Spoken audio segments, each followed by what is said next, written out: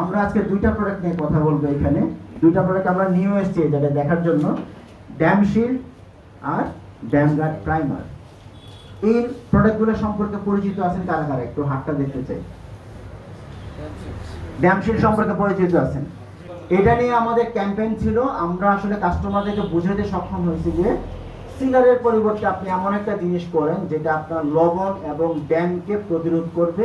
শুরুতে লবণ এবং ড্যামকে প্রতিরোধ করবে শুরুতে, আপনি সিলার করার দরকার নাই।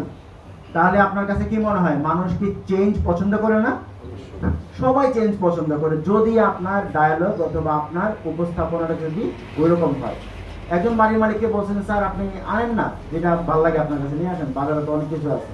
ওই লোক আপনার জীবনে বার্তা দিবেন। আপনি যদি বলেন, স্যার আপনার এখানে এমন একটা প্রোডাক্ট আমাদের আছে, বাজারে পাওয়া যায়, যে প্রোডাক্টটা লবণ এবং ড্যাম্পের এগেনস্টে কাজ করবে, সিলারের চেয়ে অনেক বেশি শক্তিশালী প্রোডাক্ট। আপনি সিলার চেঞ্জ করতে পারবেন, দেয়ালের পারবেন না, কিন্তু রঙের কালার আপনি চেঞ্জ করতে পারবেন। দেয়ালের উপরে যে টপকোট থাকে, টপকোটের কালার আপনি সাদা আছে, এখন এটাকে অফাইট করে দিতে পারবেন। এটা আপনার 2 ঘন্টার কাজ। কিন্তু সিলার আপনি চাইলে চেঞ্জ করতে পারবেন না। আবার অনেকেই আছে যারা এই এলাকার মানুষ বেশিরভাগ বিদেশে থাকে, যারা বিদেশে থাকে ওনারা চিন্তা করে যে এই বছর সিলারটা মেরে যায়, পরের বছর এসে রং করবে।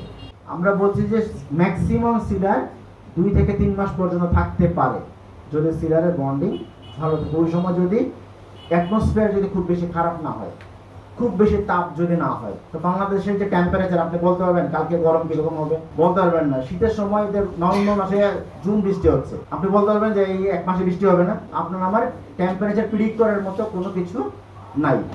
তো এই জায়গায় সিলার মেরে রেখে দেওয়ার পরে যে বিষয়টা, ওইটা আরো অনেক হ্যাফাজার্ড সিচুয়েশনে আপনি করেন, খরচ হয় মালিকের বেশি। তো এই সময় মালিকের আসলে লস হয়। তখন রংটা যখন পরবর্তীতে এসে করে, তখন খুব অল্প সময় রং চলটা উঠে চলে যায়, বিভিন্ন ধরনের সমস্যা তৈরি হয়।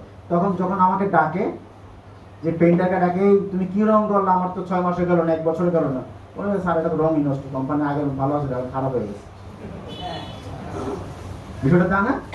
মালিকরা বল, আমি আমার দোষ কোনো সময় নিছি? আমি বলছি যে সরি স্যার, আমি আমার জন্য হয়েছে? বলছেন কোনোদিন? জীবনে বলছে না, এই কোম্পানির রং দিয়েছে, এটা খারাপ হয়ে গেছে। আর নাইলে ডিলার কি রং, ডিলারকে জিজ্ঞেস করে, রং তো আপনি আনছেন, ডিলার দিয়েছে, এটা জিজ্ঞেস করে। কিন্তু আমি যদি ওই পরামর্শটা তখন দিতাম যে স্যার এখন সিলারটা করে রেখে গেলে এটা নষ্ট হয়ে যাবে, আমি আমার ভয়ে এই পরামর্শটা দিই না।